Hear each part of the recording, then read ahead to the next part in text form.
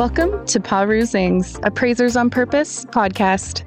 Our podcast showcases inspiring appraisers and professionals from the industry who are leaders in their field. How did they get to where they are? What have they learned along the way? What can we learn from them? Your host is real estate investor, entrepreneur, and appraiser, Michael Hobbs. Welcome back. We are so excited once again to be with you for another fantastic conversation with a peer.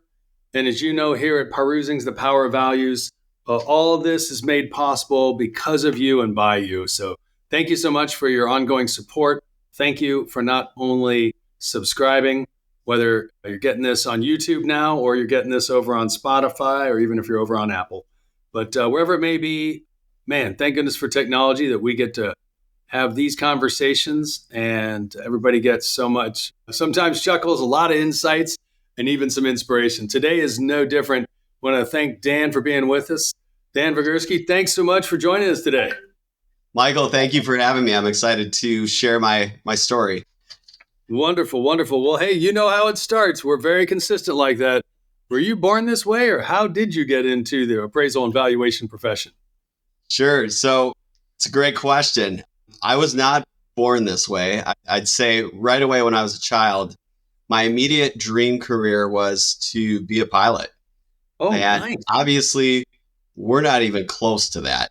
And one of the things that later in life I realized you can still branch out and pursue things that you wanted to do in the past. And I feel like in the next year or two, I may go back and pursue my private pilot's license, but obviously that will not be a career. So that was my initial dream career. Mm-hmm. Those hopes and dreams, I'd say, faded quickly when I went to high school.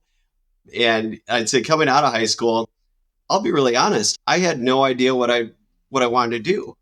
Not a clue. And all I knew at that point was I was told all along, go to college, go to college. And I decided, you know what, business is probably a great field to be in. So I chose UW-Whitewater. Okay. In South Central Wisconsin.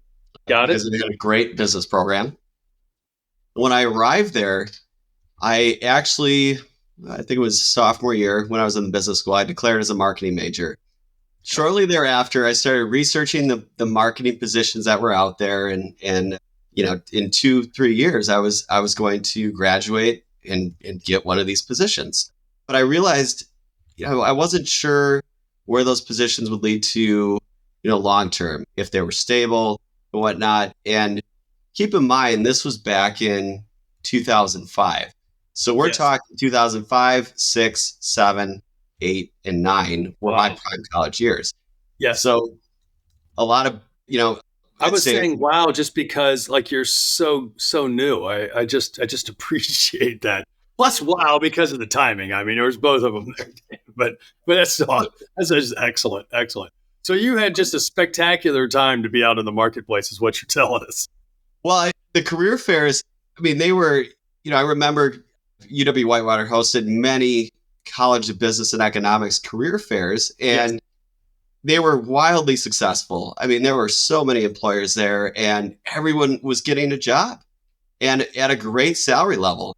Mm-hmm. So we're talking, the pre-Great Recession years, and I'd be working with other individuals who were, I'd say 2 years ahead of me, a year ahead of me. And They said, well, Dan, I've got a job offer already and at a great salary level. And I said, I can't wait. I can't wait for this. So long story short, after I was looking into the marketing field, I decided, you know what? Finance is actually the place to be. It's challenging and it's in demand. It was in demand at that time prior to part of 2008. So I thought I'll go into finance. And lo and behold, the market crashed when I was actually in my senior year. So all those career possibilities that I had, been exposed to just evaporated, and I'd say within about a month, gone. And all I could, being a senior, all I heard was, well, nobody wants a finance major. I mean, look, I look at Lehman Brothers, all the other firms that had went under. So I thought, So Dan, well, I know 90% of our listeners are 100% in sync with everything you've said, but we've heard from a handful of our newer, might say a little less tenured members in and around the profession. What happened back at that time? Because that was a little while ago. The financial crash. So basically, underwriting standards were not where they are today. Mm-hmm. They were not strict. There were so many different things that contributed to the crash, but banks were lending on properties, some properties that mm-hmm. were not occupied, yep. Lots that they weren't aware of. Loan officers were really just not doing a proper, even underwriters were not doing a proper risk analysis on potential clients. So there were so many different factors that caused the crash. And what crash are you referring to? Oh, the financial crash. So yeah, the financial crash. Yeah.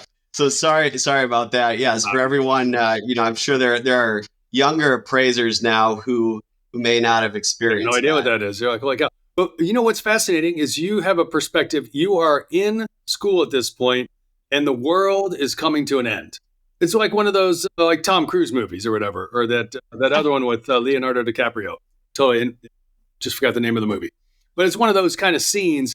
What was the sentiment like as a university student watching the world crumble?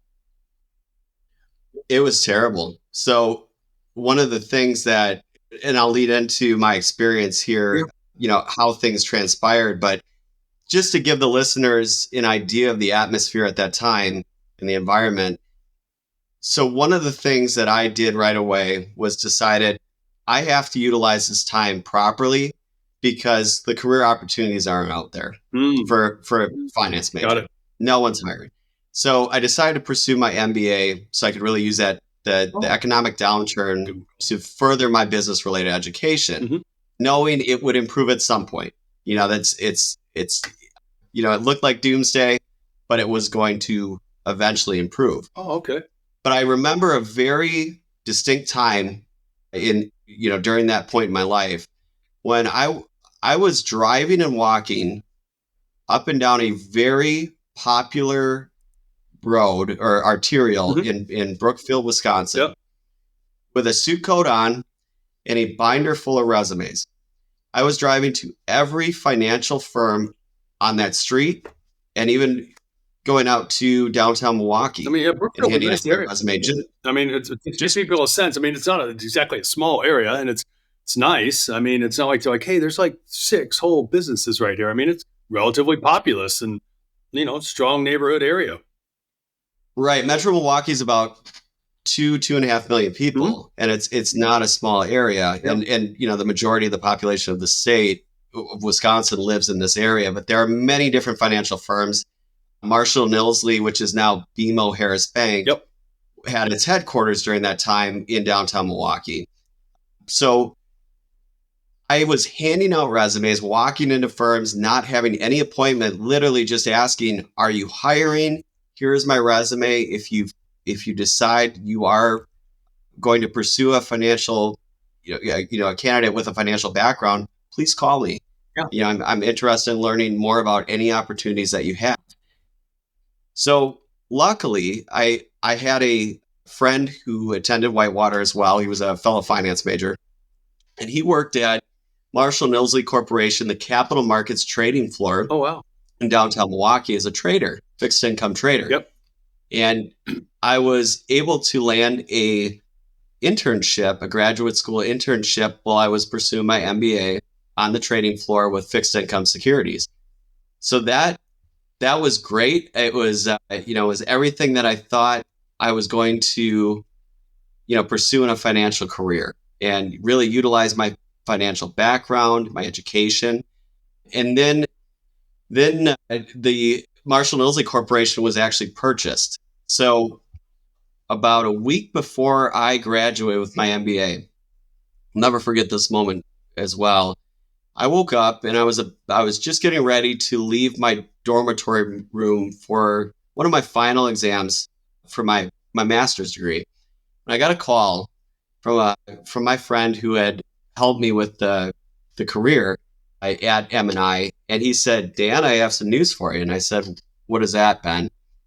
"Well, we were just purchased." I said, "Well, what does that mean for me?" He said, "You may want to start looking for another job." And all corporate hiring was frozen at that time. And he said, "You may want to change your career plans." So that was, yet another blow to where I really thought I had, I found that direction in my career. And that was just, it was news that I really didn't welcome that morning.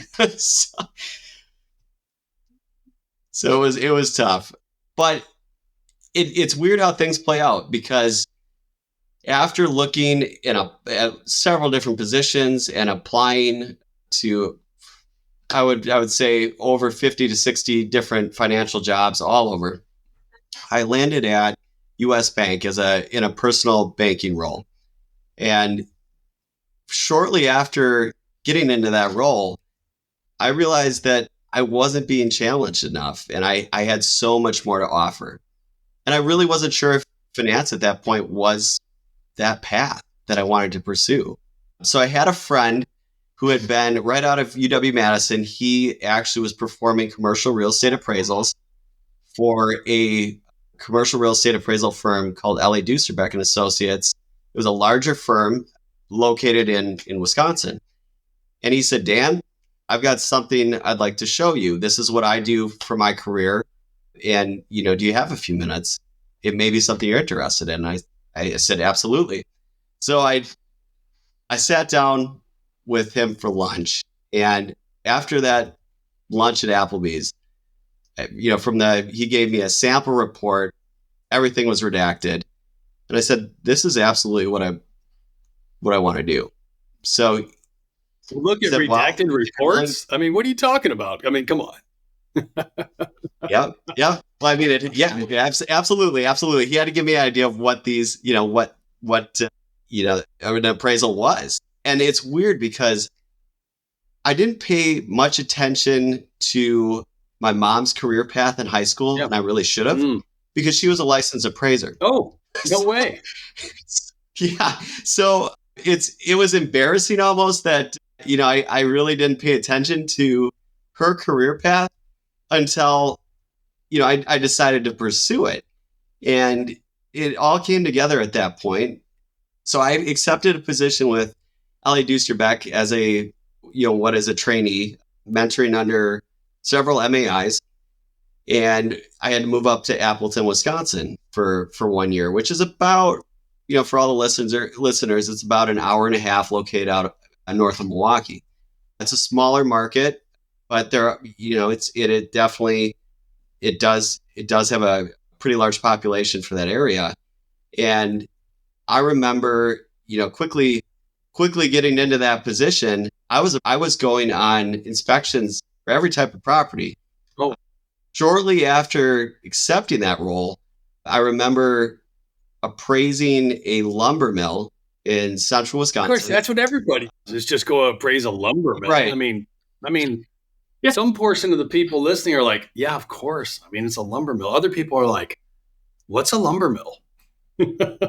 Right. Right. No, a lumber mill is where they literally cut up raw lumber so you can buy it at Menards, Home Depot, Lowe's, any of your home improvement stores. So you're going in, and I went into this, really like deer in the headlights style. So being a new appraiser, I walked up to the entrance, and I looked around. I thought, wow, there are so many different buildings on this parcel of land. Wow.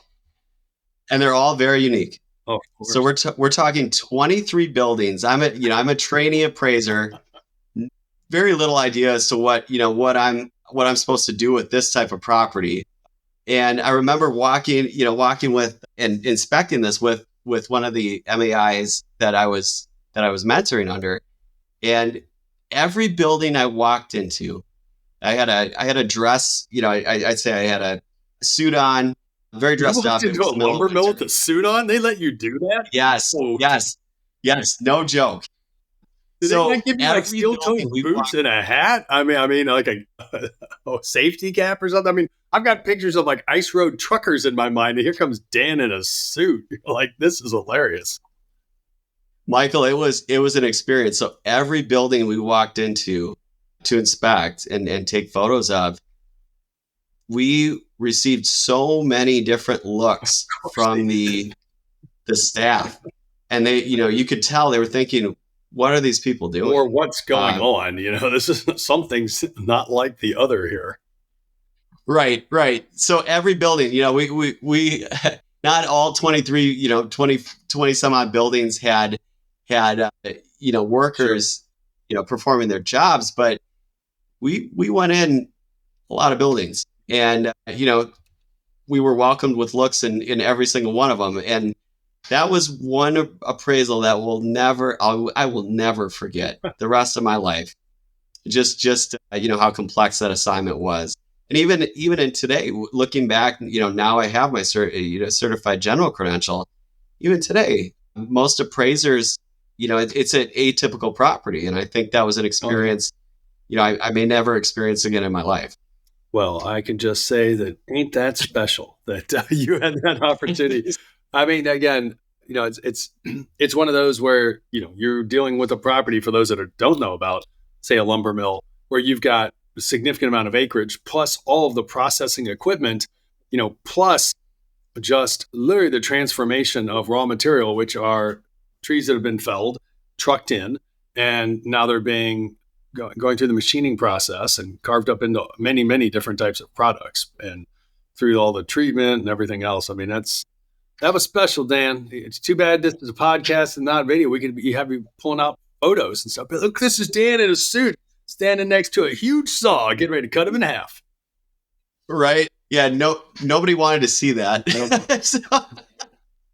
But I mean, that's an experience. You go in this profession, you have so many different experiences that stick with you, really for the rest of your life. And that was a very memorable experience. Yes. One that really sticks out.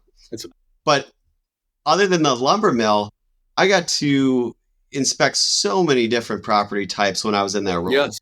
Medical office space, taverns, mixed use, industrial, you name it, I went into it. And after about a year, I thought to myself, is this really where I want to be? I knew real estate at that point was it, but I didn't know if appraisal, I wasn't certain if appraisal was where, that career path that I wanted to go down.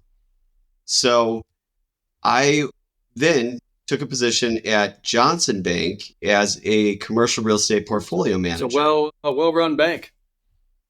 It is. And completely different side of things. So being a portfolio manager, you're looking at basically the relationship management aspect of real estate management, and then also the underwriting and financing piece of the puzzle.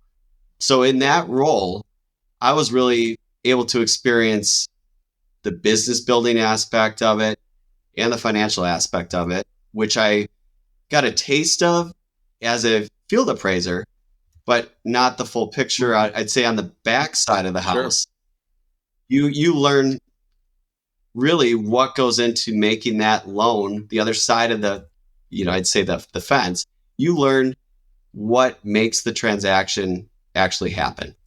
And that's what I was able to experience at Johnson Bank. And, managing, $100 million commercial real estate portfolio of office and mixed use and industrial. I also got to see many different, property types and really meet a lot of great people, but really dive into the expense factoring, market rents, the financial stress testing. And the experience was invaluable, and it was an excellent experience. And I'm sure you know where I'm going next, which is I decided that, it maybe wasn't the right path. But Dan, the fascinating thing here, and a lot of people can chuckle and appreciate the opportunity that you've had. And some people listen to this and they're like, $100 million portfolio. They're like, I worked on 2 assignments and that was $100 million in 2023.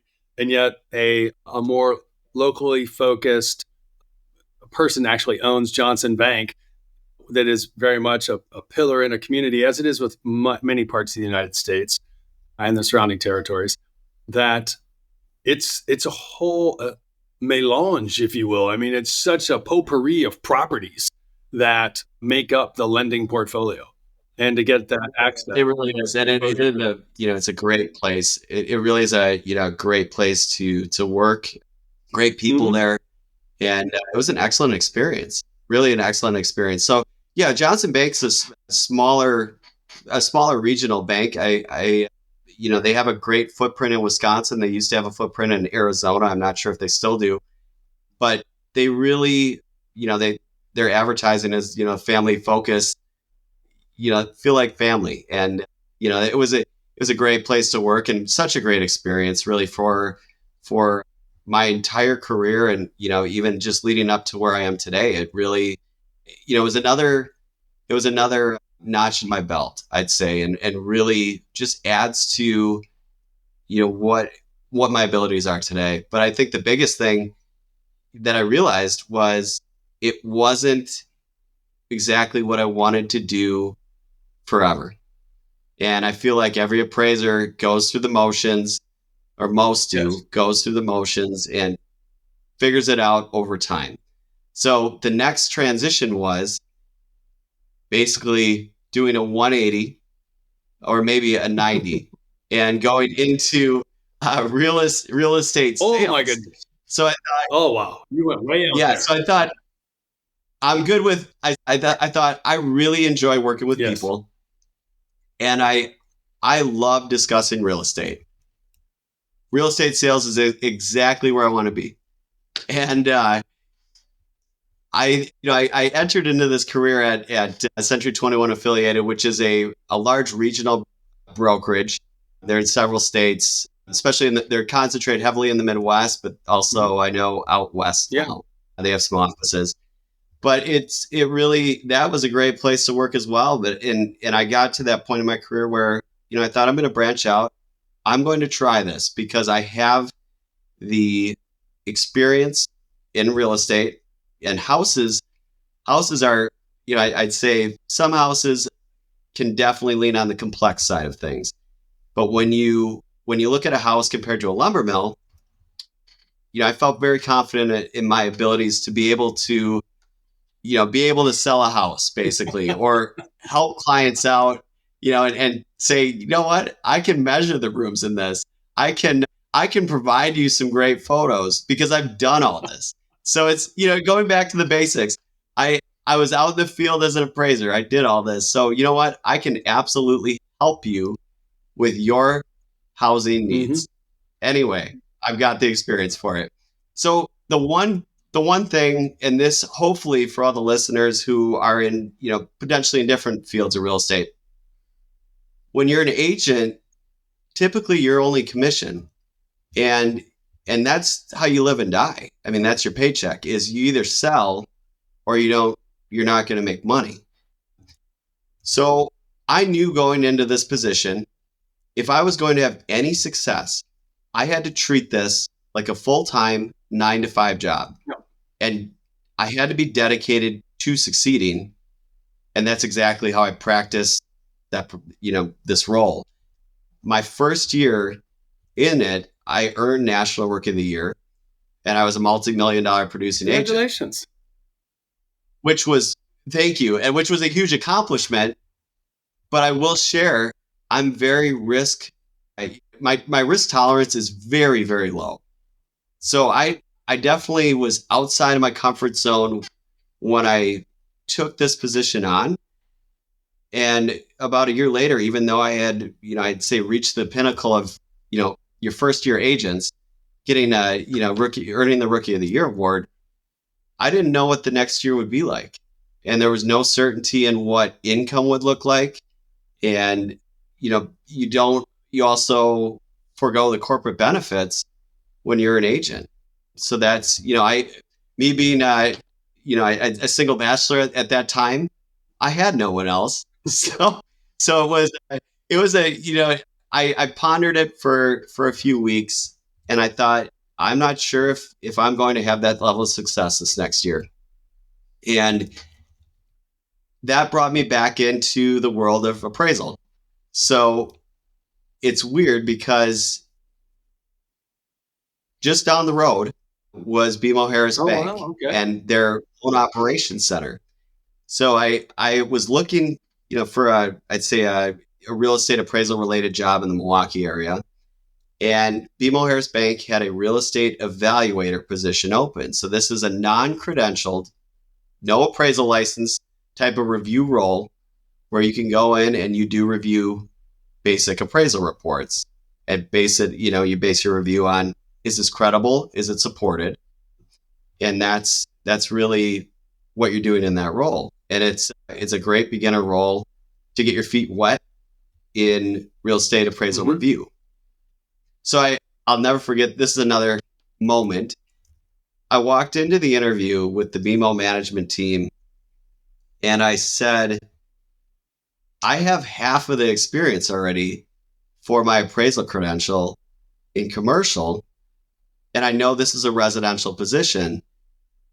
And they asked me immediately, would you be willing to finish your residential credential?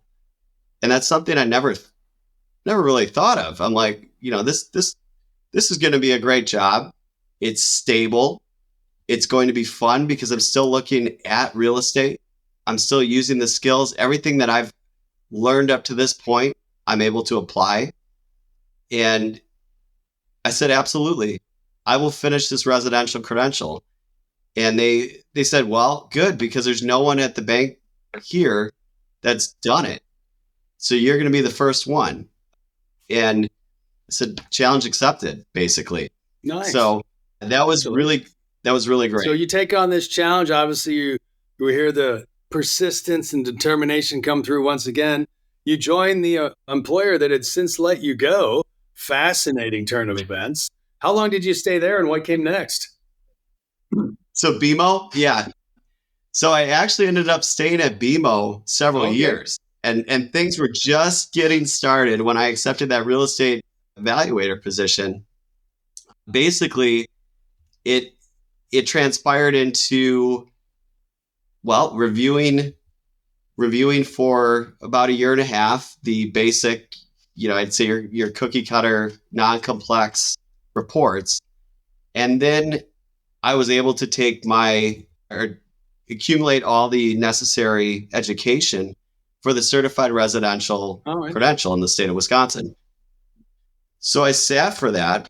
I remember studying nonstop for that exam. I had a recliner chair parked in the middle of my living room, and I had about 500 note cards spread throughout I'd say the living room, all labeled. I had went through every bit of qualifying education that I had taken through the Appraisal Institute and McKissick, and literally reread every book, went through the practice tests, every one of them, and made quizzes for myself and really studied extensively for that exam. So I passed the exam, and that was such a fulfilling feeling because I was the first one at BMO to basically come in as a non-credential reviewer and become credentialed with a mix of field experience and review experience. Nice. So blending what was USPAP 1 and 2 experience and then USPAP 3 experience and taking that and sitting for my credential. It was the weight lifted off my shoulders was just tremendous when I passed that exam. And I remember I still had my Christmas tree up through June that year. You had this seasonal. Oh my gosh, that's fantastic. You had your seasonal, accoutrements around the house up till the middle of the next year. That's amazing. I did. And my friends and family said to me, why don't you just leave it up? I mean, we're already halfway through the year. You may as well. And I said, no, it's not proper. I'll put it back up in October. But I had and actually that happened another year as well. So long story short, I got my residential credential at BMO. Shortly after, I was promoted to the U.S. Independent Review Appraiser and Gatekeeper role. Oh, wow. So that was what was pretty much a lead appraiser role at the bank. And that role opened my eyes up to several other aspects of appraisal review and actually lending, the appraisal lending side of things as well, because in that role, I was reviewing restricted appraisal reports that were created by BMO staff, internal restricted reports, but I was also working with the lines of businesses to make the communication and processes more efficient for, between our departments and for the bank as a whole, so we could run smoothly with the lending team. And it was that position really, paved the way for the rest of my career. And that it opened my eyes up to, not only the appraisal aspect of appraisal review, but in terms of a bank position, a bank review position, you really had to look at several other aspects of not only appraisal, but you had to factor in so many different things to make sure the department was functioning correctly, and that literally you, from a risk standpoint, you had to work with everyone, not only on your team, but also the lending side, to ensure everything was in a good place. So it was an excellent experience. So that was BMO, the BMO experience that spanned several years. Excellent experience. I can't speak enough about that experience that I had there. Wonderful. But it sounds like you didn't stay there. You went on to somewhere else. How did you know? It's one of those, it's like, some people pick up a book and read the last couple pages first and then go back to the beginning. I've seen the last couple pages of the book, Dan. 80% of all businesses fail within 5 years, according to the U.S. Census Bureau. With so many roles and responsibilities that must be managed and have nothing to do with appraisal reports, is it any surprise that it's hard to keep up, much less having a sense of peace, stability, and profitability that comes from growing your business? Given all of this, you might already be thinking about exiting your business one day. Don't miss the limited opportunity to work with Michael, a real estate expert and professional coach. He has worked with more than 300 owners and entrepreneurs to find their highest and best use by solving problems that reach their most important goals. Compress decades of learning into days by working with Michael. Michael is famous in real estate and business coaching. With his help, you can accelerate your growth, increase your quality of life, and earn more money, all while ultimately doing less. Michael helps you not just grow your business, but also find new purpose in it and in your life. If you're ready to take control instead of being controlled, contact him on LinkedIn or email him at michaelh@paru.com. Well, you guessed right. Your assumption was correct. So while I was still working at BMO, right before, it was probably the last few months I was there, I earned my certified general credential. And this was another instance where the recliner was out in the middle of the room. This time I had 1,000 note cards. And I'm not the type of person where, I can go into a classroom and I remember everything right away. I have to study extremely hard to really feel confident. So for all these exams, I had to make a tremendous amount of note cards, and that's how I effectively studied. Also going through the practice tests, the practice booklets through the Appraisal Institute.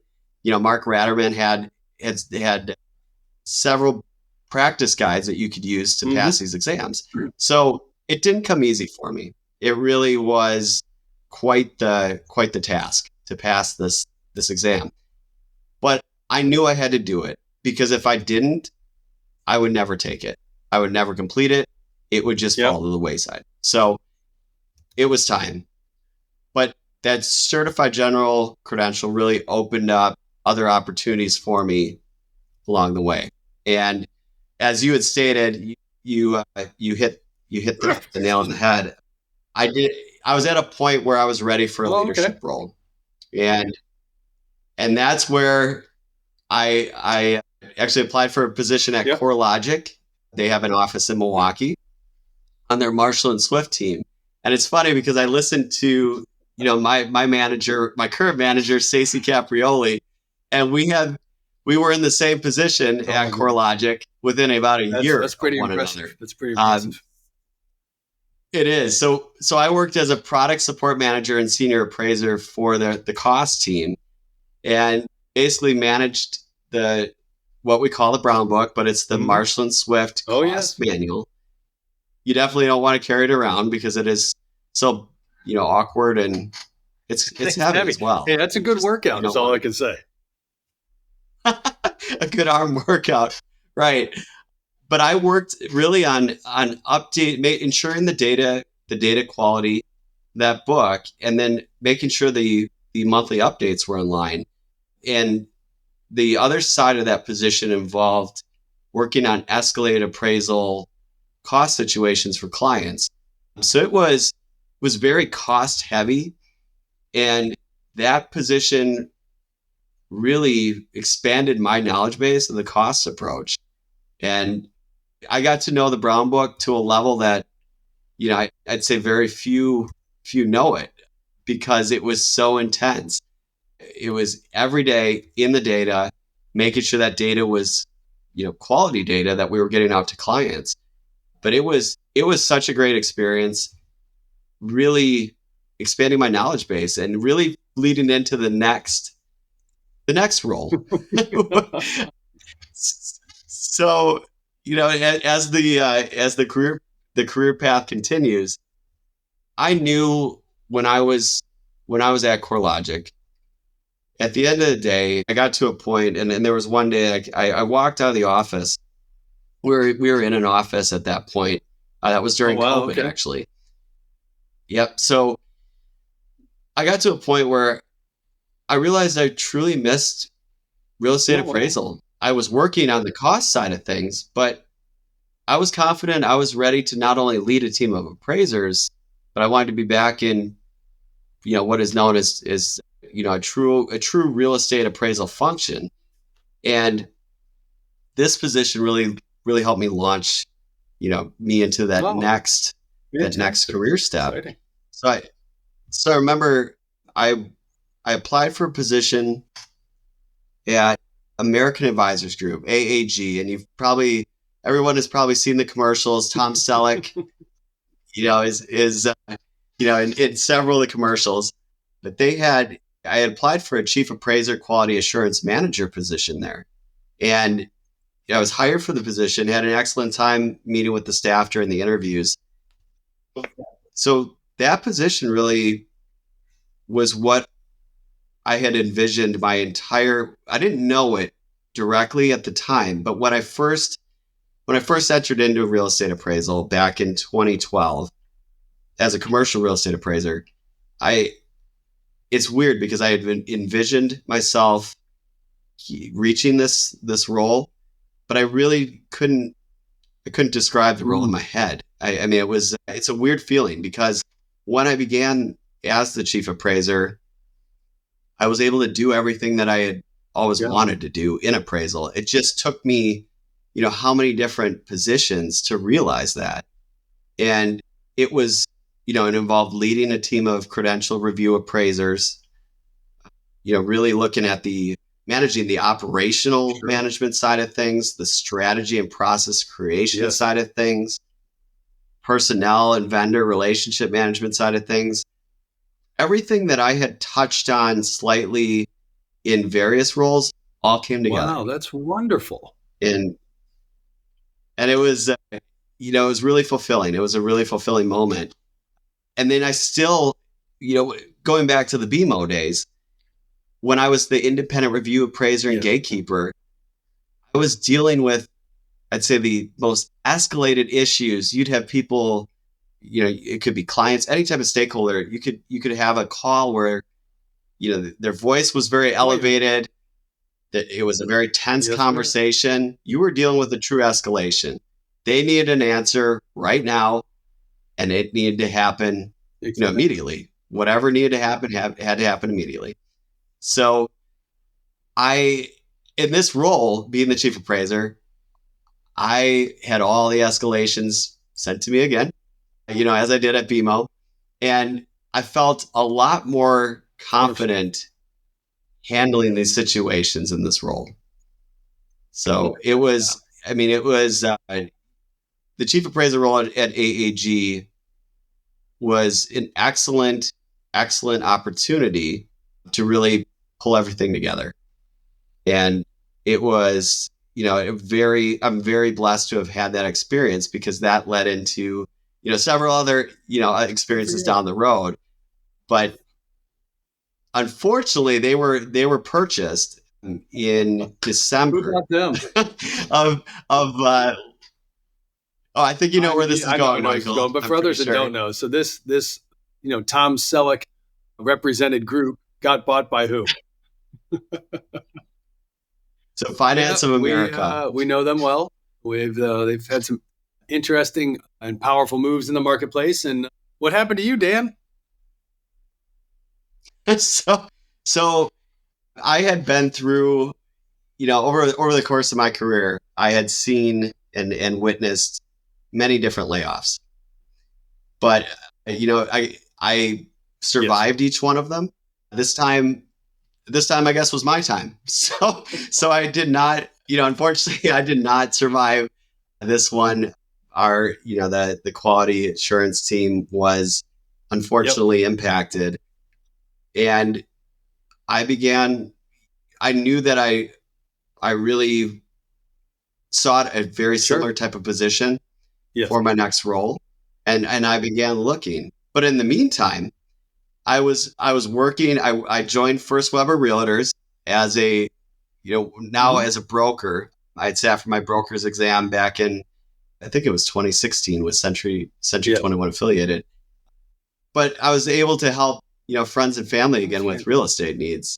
And I felt even more confident at this time, than I did when I'd say, a no gray hair, version of me back in 2015.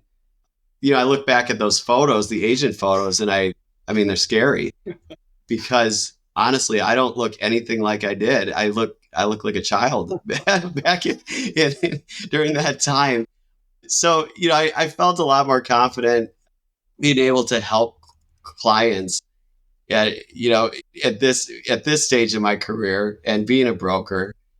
And I had also, Michael, one thing that was important to me, and it had emerged later on in my career, was being able to give back. I think that's really important, and it should be a part of everyone's career if they get an opportunity to do it. And one of the things I was able to do, there was an opening on the Wisconsin State Real Estate Appraisers Board, and I was nominated to be a part of that, and actually was nominated to lead the group as chair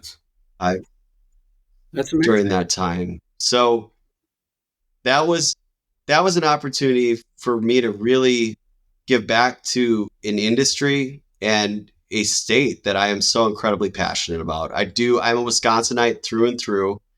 I really, I don't see myself really ever living anywhere else. I really enjoy traveling, but I'm a Wisconsinite. I'm a Scotty, and that's just who I am. So I really am humbled by the opportunity, because I have that ability to really help policies at a state level, help drive policy creation, and make sure that the appraisers in the state are truly performing, credible appraisals for the people of the state of Wisconsin. So part of my job is to review state cases and determine, and weigh in on any disciplinary proceedings. So it's a great role, and I'm, I think the giving back piece of it, and just making sure that the industry in the state is thriving. That's what really, really excites me every day. Is that I'm a part of that. I'm encouraged to hear that. I mean, I think in many states, unfortunately, there's some stories that that's not always the case, but in many states, there are wonderful peers that really, I believe, have their heart in the right place and their intentions are aligned with it. And there's no malevolence coming forward. It's really about a we win together approach, recognizing that sometimes there's some challenges or stumbles that people encounter. And, let's get them back up as opposed to get them out. But sometimes there's those that need to be gotten out. So I appreciate the work that you're doing there. So it's great to hear that you basically found early retirement and you've been just kicking back with your feet up, enjoying being the disciplinary dean over there in Wisconsin. I don't know if I'd describe it as that, but yeah, and far from retirement, absolutely very far from retirement. But, as you had picked up on in this, early on in this podcast, there's another step to the career path. And that's, another piece of the story. Well, 2022 was a very busy year for me. And that was one of the other things that I decided was very important to me was really differentiating myself and choosing the review side of appraisal. And one of the best ways to do that and really focus in on what I enjoyed was to gain additional experience and really go to the pinnacle of, residential review appraisal, type of role and have the credentialing to make that possible. So the last thing that literally I could sit for as an appraiser that I decided, this is the last thing possible that I'm going to study for, because I had to find all the note cards again, that, the thousands of note cards that I had accumulated over the, what has been 11 years. I decided to pursue the Appraisal Institute Residential Review Specialist designation, the AI-RRS. And I studied again for it. My friends and family said, "Are you really going to study for another exam? Aren't you done?" And I said, "This is it. I promise. I'm making you a promise right now. This is the last." You should stop making promises, Dad. If I can offer you one piece of experience, just don't do that. Never say never. Life is way too long, and memories, But tell us about it, Dan. So you took on the residential review designation, and I take it that given your persistence and your method and your measured approach, that you succeeded.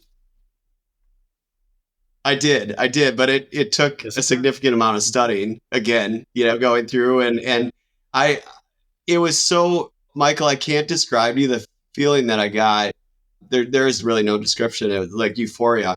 When I finally wrapped up those note cards and put them away, I knew that was the end. And I'm not throwing them out because of the amount of effort that I put into them. Some I don't think would pass, like a museum grade type of display quality. There's coffee spilled on them. There's, they're bent, completely folded over. They're not in great condition. Here's the beautiful thing about it. You had a plan. You went after it. What did you do when you actually achieved the designation? Yeah. So I knew at that point, and I was luckily I was still at AAG during that time, but shortly thereafter the acquisition took place. So it was very clear to me that residential review and a leadership position in residential review was where I wanted to be.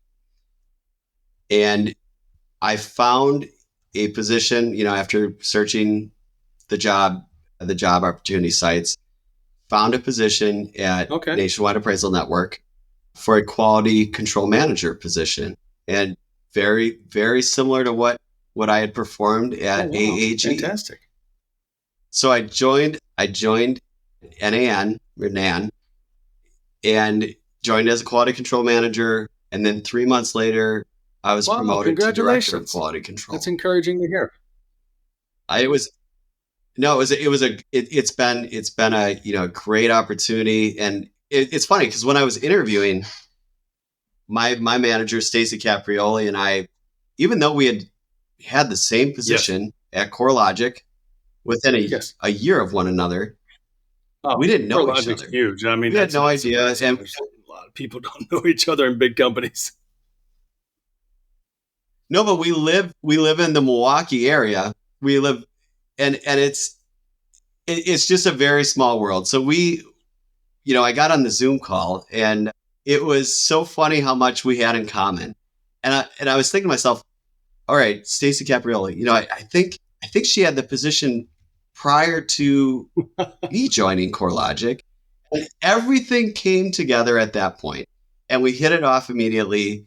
And then the CEO, Joni, I had interviewed with, and we hit it off, but we all also shared the same similar forward-thinking mentality and forward-looking mentality and passion for the industry. And I think that's so incredibly important when you are considering to join a company. It is so important that that vision that you have aligns with everyone else and the people that you're going to be working with, because it just makes life so much easier. You really feel good waking up every day knowing that, you know what, I knew where I wanted to be, and this train is going to continue to keep rolling, and this is where we want it to be. And not really planning, not only planning for tomorrow, but planning for 3 to 5 years from now. And that you got to keep looking forward so you can plan appropriately for that. There's always going to be curveballs, because I'll say, when I was in college, and this is, way back when, I had, even in high school, I thought, you know what, I'll go to college, I'll meet someone, we'll have a family, I'll have a job, we'll get married, have children, I'll have a career, I'll be in this career for 30 years. There have been so many curveballs in my career, and it's incredible looking back at each one of those curveballs helped me become a stronger person and really provide that clarity for what path I wanted to take. And I hope other listeners can relate to that, because I know there are other professionals who went through the great financial recession of 2008, 2009. And there are some professionals where that one event changed their entire life. And, for the good or the bad, probably, not too many, for the good, I'd say. But really, where you got to a moment in your life where you realized, I need to not only think about tomorrow, but I need to think about the long term as well, because no one saw this event coming. I mean, yes, there were a few people, but that's definitely great. That was a life-changing event. Dan, what's so fascinating about that, and you work for a well-regarded firm, and one that is doing a nice job in social media too, which is not the way it is for most firms out there in the marketplace. I just don't understand why they don't promote your TikTok account or something. I'm maybe missing out here, but. So I have not wandered over to the TikTok side of things yet. I've been thinking about it. But maybe she'll grant you some social media space over on TikTok. There may be too many Wisconsin-related posts. I think it may bore the general public. But honestly, NAN, one of the things when I arrived at NAN, I was not aware of all of the products, and I had been exposed to so many different appraisal products in my career. They have more than I knew about, and that was really great to see. And it was really, having this position has challenged me to go outside my comfort zone, in the sense that I've worked on the lending side really my entire career, most of my career, besides the field stint. And I've always worked with AMCs, or appraisal management companies, but I've never worked at one. And that's enabled me to really have an entirely new and in-depth understanding of this side of appraisal. So it's, I guess, when I'm talking about, notches in your belt, it's another notch that I never really thought about until now. And until, I got into this role. But it's really neat how everything's led up to, where I'm at today. It's all helped. Every piece of experience has helped. And that's just it's a very fulfilling feeling. And knowing that, as you're going through, you never want to spend a few months at a career or at a job. But when you can walk away and say that, this actually helped lead me to something else. That's wonderful. It all wasn't bad. And Dan, that really brings us to the question we always love to hear.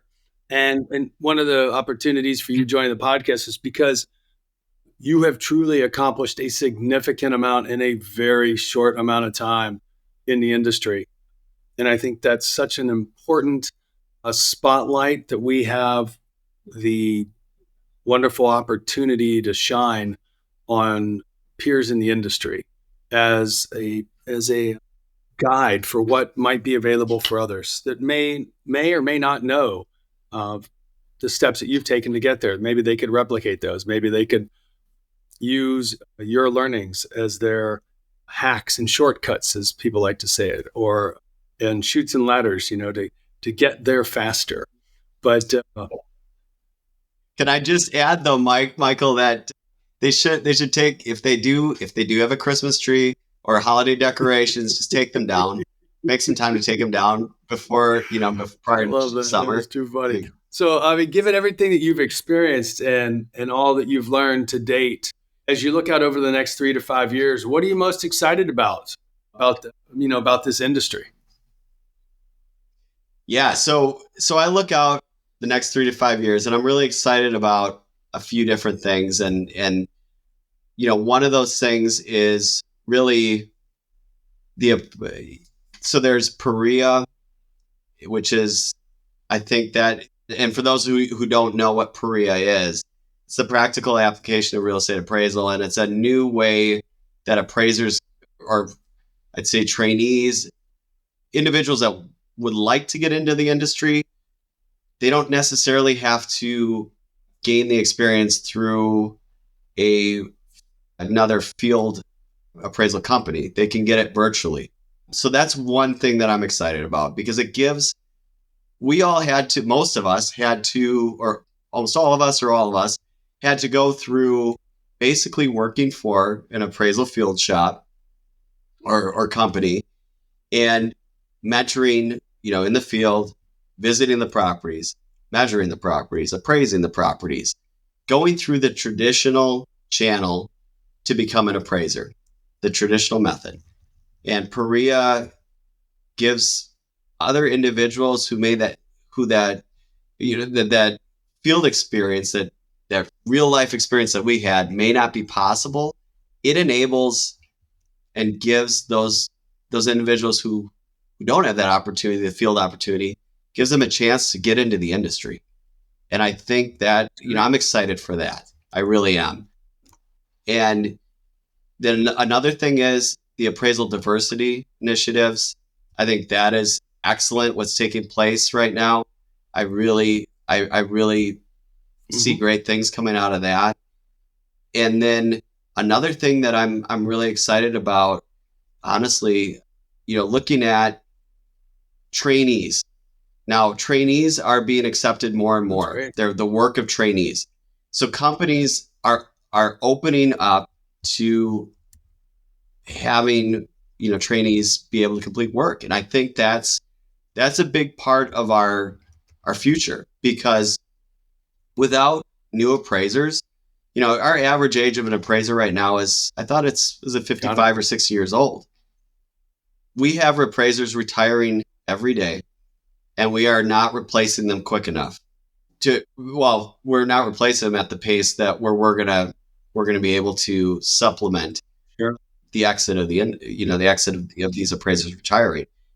So I think those three items are going to make an impact, really going to make an impact. And I'm really excited about those, basically continuing to help have this industry not only survive, but thrive. And we need that. And I look, going back, when I'm looking at the next 3 to 5 years personally, I think I would like to continue to make a difference in this industry and hopefully still continuing to serve the state of Wisconsin on the Real Estate Appraisers Board, and really continuing to have that hand in appraisal policy within the state, and really help to eliminate, if possible, the hurdles and barriers to entry for others who wish to join this industry. Because you look at it, you said it many different, and I've listened to a few of your podcasts, very few of us just came into this industry immediately. Most of us had a path to this, into our, where we're at currently. So I've spent time explaining my experience, and like the majority of appraisers in this industry, I didn't have this loud voice in my head when I was young saying, wow, I really wish to be an appraiser someday. That is all I want to do. I fell into it. And I really want that to change in the future. I wish to bring a sense of awareness to this amazing career. Personally, what I think is an amazing career. I hope the ups and downs in my career and constant exploring that led to my decision, and ultimately the moment when I realized appraisal was my passion, provides clarity and hope to others who may not know quite where they fit in within the real estate industry. And appraisal is just one piece of the pie. And there's so many different areas that you can explore in real estate, like I did. I mean, use me as an example. Hopefully, I gave an overview of every different. You've done a great job type with it. That's what we appreciate most. And thank you for your generosity and your openness and sharing. I mean, that's. Oh, absolutely. And I think there are some individuals who become adults and they may feel pressured to figure out where they need to be in their life immediately. But I want everyone to know I'm someone who struggled with deciding on a career path initially. I had no idea. It didn't happen overnight. It's okay. And I'd like to emphasize to that point, especially to high school and college graduates, even if people in a career, you eventually figure it out. I promise. And I know, Michael, you said, about me making promises. I will make that promise, because you do eventually figure it out. It may not happen overnight. It may not happen next year. It may not happen in the next few years. You will get there. And one of the most intriguing things that I have done to date was presenting to an undergraduate real estate group at the University of Wisconsin-Whitewater last year. I provided an overview of what appraisal is, and even gave them a sampling of an appraisal issue. There were so many questions after that presentation, and it was wildly apparent that appraisal is not largely discussed as a career path at all. It's not a sexy profession, but my hope is to really make it one, if possible. And I don't want the listeners to think that, picture me walking into the lumber mill in a suit. Basically, I don't want that image burned in people's minds when I was performing that appraisal, because that was quite the experience. But it's never going to be a sexy profession, Dan, but it's a great profession. I mean, I'm just thinking right now, I mean, you and Justin Timberlake do look an awful lot alike. I'm thinking you're bringing sexy back to appraisal. So this is going to be a pretty exciting place. You should just give people now your TikTok account. We should just, we don't do a lot of social media shout out. This might be one of those times, Dan. I'll consider it. I'll consider it, Michael. I guess I will consider making a TikTok account after this. But, at the end of the day, this career, if I hadn't found this career, I don't know what I'd be doing. Guy. I'm clear you'd be finding something. If there's one thing, and in long, long years, and lots of people, worked with a lot of owners, entrepreneurs, a lot of successful individuals, a lot of people that have worked in a lot of different places. It is very clear that your persistence and when you put your attention on your intention, you produce your outcome. So I have no doubt about that. And for that, I want to thank you for coming on and spending time with us. This has been fantastic. And again, just everybody, as I said, I knew you'd enjoy Dan. He's a wonderful gentleman. Definitely reach out on his TikTok account. And in the meantime, when I make it, I didn't want to let him know you had an Instagram account, and otherwise you'd probably blow through the limits. But in the meantime, Dan, we just want to say thank you very much from everyone over here at the Perusings podcast and for all that you're doing for the industry. Michael, I can't thank you enough for inviting me to share my experiences. As I likely have one of the most roller coaster like paths in this industry. And I truly appreciate this opportunity. And I believe this podcast is such an excellent medium to really highlight so many different amazing aspects of the real estate industry. And it's been such a pleasure speaking with you. Really, thank you very much for having me on this, we appreciate podcast. Until next time, friends, go out. And as Dan said, hey, man, there's all kinds of opportunities out there. Start to pay attention to what you might be interested in, or call him and ask for some coaching. I think he has a new side career, not as a real estate salesperson, but as an appraiser coach to help people figure out what they're going to do in their life. With that, we'll be signing off. Until next time, friends. Thanks for listening to this week's episode of Perusings, Appraisers on Purpose. We hope you enjoyed learning from the amazing professional paths and achievements of our beloved guests. Before we go, please subscribe on your listening channel, Spotify, LinkedIn, YouTube, and other podcast channels to hear more from appraisers and valuers regarding their life and their work. After you drop a comment below, who is one friend and peer you can generously share this episode with? If you have any suggestions or questions for future episodes, we'd love to hear from you. Just send us a message on LinkedIn and we'll be sure to get back to you. Thanks again for listening, and until we're together again for the next session of Perusings, Appraisers on Purpose, create the change that you seek.